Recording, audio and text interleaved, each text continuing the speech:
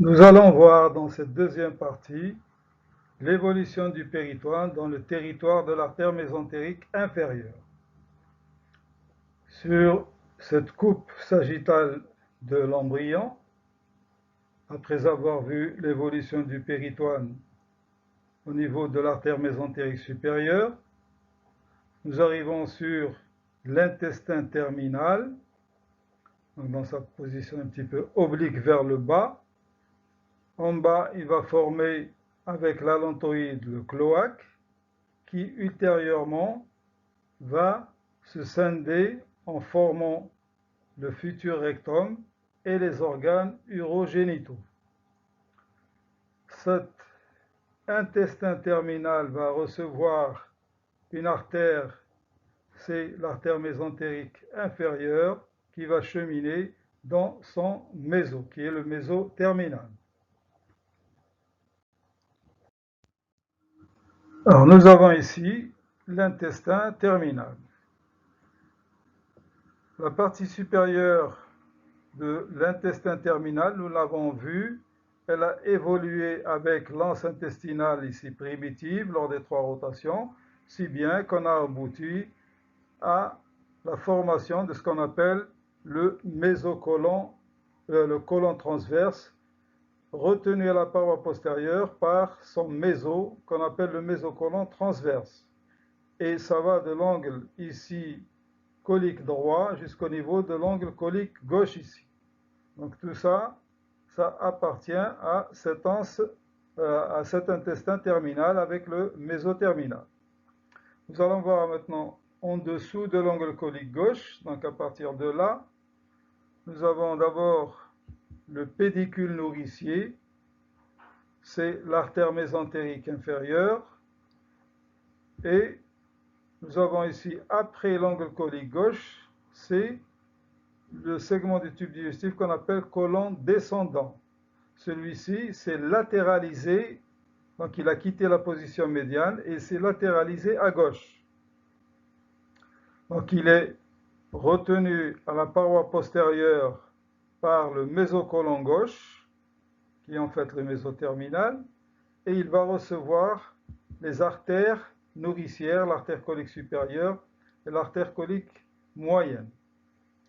Ensuite, plus bas, nous avons un segment flexueux, un peu assez long, qui n'est pas rattaché à la paroi postérieure, c'est ce qu'on appelle le côlon pelvien ou le sigmoïde. Il est contenu dans le mésosigmoïde, celui-ci n'est pas rattaché à la paroi postérieure, il est flottant, il est libre. Donc il va avoir comme pédicule nourricier le tronc des artères sigmoïdes, qui naît toujours de l'artère mésentérique inférieure. Et ensuite, sur la ligne médiane, nous revenons vers la ligne médiane, où nous avons la terminaison de cet intestin terminal, c'est le rectum. Donc le rectum, il est contenu dans un petit méso. Nous allons le voir après la formation du rectum. Et il va avoir comme artère nourricière l'artère rectale supérieure, qui arrive ici, à partir de l'artère mésentérique inférieure, qui est en fait la terminaison de cette artère.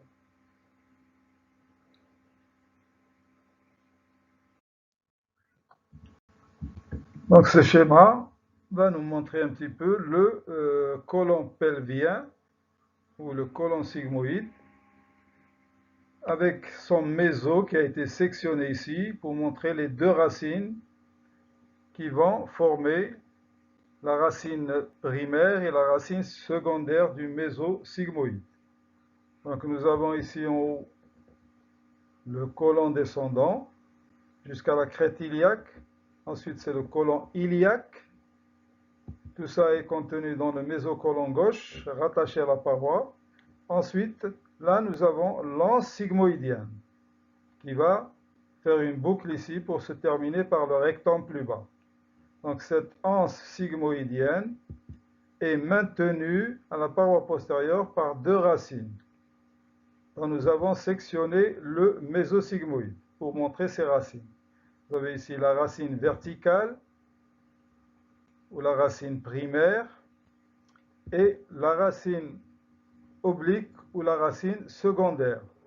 Dans celle-ci va cheminer l'artère rectale supérieure qui va se diriger vers le rectum, le mésorectum, et dans celle-ci, il y aura une des artères sigmoïdiennes, l'artère supérieure du tronc des sigmoïdes. Vous voyez que cette anse sigmoïde passe au-dessus des vaisseaux iliaques et elle va avoir un rapport important avec l'urotère gauche qu'il faut toujours préserver pour ne pas le léser lorsqu'on fait cette chirurgie de la région ici pelvienne. Alors nous voyons ici maintenant clairement ce côlon pelvien ou sigmoïde. On a soulevé le mésocolon sigmoïde pour montrer le côlon pelvien. Donc vous voyez qu'il est mobile et voilà son méso avec ses deux racines ici. Nous voyons ici la racine verticale ou primaire et la racine oblique ou racine secondaire. Vous voyez ici le relief des vaisseaux iliaques et là on voit bien le relief de l'urotère gauche. Ça c'est l'urotère gauche. Donc ça c'est une fois bien sûr, vous voyez l'utérus et l'ovaire ici. Et entre ces deux racines, il y a ici un passage pour former une fossette, c'est la fossette sigmoïdienne, qui est montrée ici par cette flèche. Et là, vous avez bien sûr les artères sigmoïdiennes à ce niveau. Le tronc du sigmoïde avec 3 artères sigmoïdiennes. Alors, on termine l'évolution du péritoine par ce cloisonnement du cloaque. Pour rappel, nous avons ici l'anse intestinale qui va donner ici ce canal vitellin. Donc là, vous avez l'ombilique, stade des 4 semaines. Plus bas, c'est l'intestin terminal qui va jusqu'au niveau de la région caudale. Et par l'ombilique arrive la lontoïde. Donc là, nous avons le canal vitellin avec l'anse primitive. Là, nous avons la lontoïde avec l'intestin terminal. Cet ensemble, c'est le cloaque. Après le stade des 4 semaines, va apparaître ici un septum mésoblastique qui va descendre ici pour former ce qu'on appelle l'éperon périnéal et celui-ci va cloisonner, il va scinder le cloaque en 2 parties, une partie antérieure et une partie postérieure. Donc au stade des 6 semaines, vous avez cet éperon périnéal qui va cloisonner le cloaque. Donc il va descendre entre les deux pour scinder le cloaque ici en bas.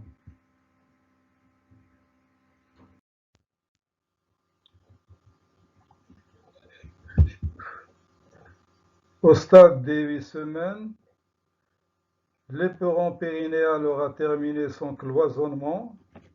Il va atteindre en bas ici le périnée. Il a donc séparé le cloaque en 2 parties, supérieures formant les organes urogénitaux, inférieures formant le futur rectum. Cette séparation du cloaque laisse persister 2 membranes. Pour les organes urogénitaux, c'est la membrane urogénitale et pour le rectum, c'est la membrane cloacale. En bas, le futur rectum n'atteint pas la périphérie. Il est séparé par de l'ectoblaste qui va constituer le futur canal anal. Ultérieurement, la membrane cloacale s'ouvre au canal anal et laisse persister la ligne pectinée, qui sera une limite entre 2 muqueuses, glandulaire pour le rectum et épidermoïde pour le canal anal. Le haut rectum est fixé à la paroi postérieure par le mésorectum. Voilà terminé ici le cloisonnement du cloaque. Au terme de l'évolution du péritoine au niveau de l'artère mésentérique supérieure et de l'artère mésentérique inférieure, on aboutit à la formation définitive du grêle, l'intestin grêle, du côlon dans sa totalité et du rectum avec leurs mésos respectifs. La rotation de l'anse primitive autour de l'axe de la mésentérique supérieure aura donné l'intestin grêle, le côlon ascendant et avec la participation de la partie supérieure de l'anse terminale, le côlon transverse. Ensuite, l'évolution au niveau de l'artère mésentérique inférieure avec l'écartement, l'allongement, l'écartement de l'anse terminale aura donné le côlon descendant, le côlon pelvien et le rectum. Donc sur cette diapo, nous allons remettre les différents segments du côlon avec leur méso. Donc nous avons ici pour l'anse primitive le mésentère commun qui va donner en définitif le mésentère qui va relier l'intestin grêle à la paroi et le côlon ici ascendant qui est relié à la paroi par le mésocôlon droit. Le mésoterminal va donner le mésocôlon transverse qui va relier le côlon transverse à la paroi. Le côlon descendant est relié à la paroi par le mésocôlon gauche et le mésosigmoïde relie le côlon pelvien à la paroi avec ses deux racines verticales et obliques, tandis que le rectum est relié à la paroi par un petit méso postérieur. Voilà ici, en définitive, les mésos de l'anse intestinale dans sa totalité. Alors, à la fin du développement embryonnaire, certains mésos restent libres et d'autres s'accolent à la paroi postérieure et prennent le nom de fascia d'accollement. Donc, un fascia d'accollement, c'est l'union d'un feuillet péritonéal postérieur à un mésocôlon, qu'il soit droit ou gauche ou médian pour le mésodiodénum. Donc, ce feuillet péritonéal postérieur s'accole à ces mésos et il va les fixer à la paroi postérieure et il va former à droite, lorsque le mésocôlon droit s'accole au feuillet péritonéal postérieur, il va former le fascia de Toll droit. À gauche, lorsque le mésocôlon gauche s'accole au feuillet péritonéal postérieur, à la paroi postérieure, il va former le fascia de Toll gauche. Et au niveau de la région médiane, nous avons le duodénum avec son méso et le pancréas. Ces éléments vont être reliés à la paroi postérieure par un fascia d'accollement, c'est le fascia de Treitz. Et intérêt de ces fascias, en chirurgie, on fait ce qu'on appelle les clivages chirurgicaux dans ces fascias. Donc c'est un clivage avasculaire, donc on ne risque pas de blesser le pédicule vasculaire. Alors on va illustrer par ces deux petits schémas ces accolements. Vous avez ici dans le schéma du haut, la paroi postérieure ici, les gros vaisseaux de l'abdomen, c'est-à-dire l'aorte et la veine cave, et là vous avez le feuillet péritonéal postérieur qui va former ici son méso autour du côlon descendant et il va revenir ici en feuillet pariétal. Donc ça c'est le péritoine pariétal postérieur. Et Notion fondamentale, lorsqu'on dit paroi postérieure, c'est-à-dire un segment de tube digestif est accolé à la paroi postérieure, c'est-à-dire à ce feuillet péritonéal postérieur. On ne parle pas de la paroi musculaire proprement dite. Donc nous avons ici le côlon descendant avec son méso, le côlon ascendant avec son méso, l'intestin grêle avec son méso. Vous voyez qu'ils sont libres et flottants dans la cavité abdominale. Donc les mésos sont libres. Un stade ultérieur, il va y avoir accolement ici pour les deux mésos ici, le mésocolon gauche et le mésocolon droit. Donc le mésocolon gauche va s'accoler au péritone pariétal ici postérieur pour former le fascia de Told gauche. Et de l'autre côté, le mésocolon ici ascendant va s'accoler à ce péritone pariétal postérieur et former le fascia de Told droit, tandis que le grêle va rester flottant par son mésentère, donc il n'est pas relié à un quelconque péritone pariétal postérieur, mais il a une racine, vous verrez plus tard, la racine du mésentère, pardon. Donc il est relié à la paroi ici par une racine qu'on appelle la racine du mésentère. Mais le mésentère lui-même reste flottant à l'intérieur de la cavité abdominale. Donc là, vous avez les mésos accolés et en haut, vous avez les mésos libres. Donc l'intérêt de ces mésos, c'est lorsqu'on fait des clivages chirurgicaux pour libérer ici le côlon, lorsqu'on veut réséquer une partie du côlon. Donc on va faire des clivages chirurgicaux ici, derrière le mésocolon, pour ne pas léser le pédicule vasculaire. Donc ce sont des clivages avasculaires. Alors nous avons une coupe un peu plus haute qui va nous montrer un troisième fascia. Donc on a d'abord les deux fascias, le Told gauche ici et le Told droit, accolement du mésocolon gauche au péritone pariétal postérieur, et là aussi accolement du Told droit au feuillet péritonéal pariétal postérieur.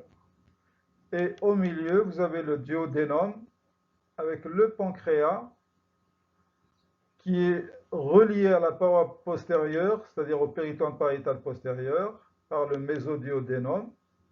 Et ça va former ici un fascia, c'est ce qu'on appelle le fascia de Treads, accolement du mésodiodénum au péritone pariétal postérieur. De part et d'autre ici, dans la cavité abdominale, vous avez un espace ici qu'on peut passer légèrement derrière ici le côlon, et ça forme ce qu'on appelle la gouttière pariétocolique. Là on est à droite, c'est la gouttière pariétocolique droite. Et là vous avez le mésentère qui relie le grêle à la paroi postérieure par une racine, c'est la racine du mésentère, on verra plus tard. Donc voilà ici les trois fascias, le Told gauche, le Told droit, le fascia de Treads. Le fascia de Treads est derrière le pancréas, le Told droit est derrière le mésocolon droit, le Told gauche est derrière le mésocolon gauche. Et là, vous avez la région rétropéritonéale, avec l'aorte, la veine cave, les deux reins, les surrénales, les uretères, etc. Alors, nous allons résumer sur ce schéma les mésos fixes et les mésos accolés. D'abord, commençons par les mésos fixes. Premièrement, le duodénum. Donc, le duodénum, c'est l'élément le plus postérieur avec le pancréas. Il est accolé à la paroi postérieure par son méso. Donc, le mésodiodénum fixe le duodénum à la paroi postérieure.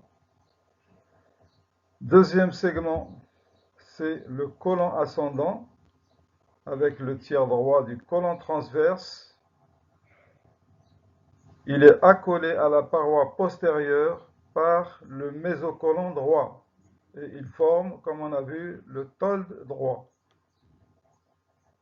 De l'autre côté, nous avons le côlon descendant. Il est accolé à la paroi postérieure par le mésocolon gauche. Donc il est fixé à la paroi et il forme le Told gauche. Voilà pour les mésos fixes. Donc ici, trois mésos fixes, mésodiodénum, mésocolon droit, mésocolon gauche. Là, ici, nous allons voir les mésomobiles. Un premier mésomobile, c'est le mésentère. Le mésentère va envelopper l'intestin grêle qui va de l'angle duodéno-jéjunal en haut et à gauche vers l'angle duodéno-jéjunal ici à droite et en bas. Et il fixe en plus la partie initiale du côlon ascendant, c'est-à-dire le cécum et son appendice. C'est ce qu'on appelle le céco-appendice. Donc le mésentère va être libre et flottant dans la cavité abdominale, mais il est relié à la paroi postérieure par son bord postérieur qui va former la racine du mésentère. Donc là, c'est la racine du mésentère. Lui, il est libre et il est flottant. Donc premier élément mobile, mésentère. Pour le grêle et le séco-appendice. Le côlon ascendant et le tiers droit du côlon droit, c'est le mésocolon ascendant. Droit, pardon, mésocolon ascendant ou droit, il est fixe. Ensuite, c'est les 2 tiers gauche du côlon transverse. 2 tiers gauche du côlon transverse. Donc, les tiers du côlon transverse, ils sont enveloppés par le mésocolon transverse. Donc, il va ici de la limite tiers droit de tiers gauche jusqu'à l'angle, ici, colique gauche. Et ce mésocolon transverse relie le côlon transverse ici gauche, dans ces 2 tiers, à la paroi postérieure par une racine. Et ce sera la racine du mésocolon transverse. Troisième élément mobile, c'est le mésosigmoïde. Donc il relie le côlon pelvien ou l'ensigmoïdienne, qui devient libre et flottante, mais elle est fixée au reste du péritoine par 2 racines. Ici, vous avez la racine primaire et ici, vous avez la racine secondaire. Donc voilà les 3 mésos libres, mésentère, mésocolon transverse, mésosigmoïde. 3 mésos fixes, le mésocolon droit, le mésodiodénum et le mésocolon gauche. Voilà, on a terminé avec l'embryologie du péritoine, donc l'évolution du péritoine au niveau des 3 territoires, transcéliaque, artère mésentérique supérieure et artère mésentérique inférieure. Dans la prochaine séance, nous allons voir le péritoine définitif.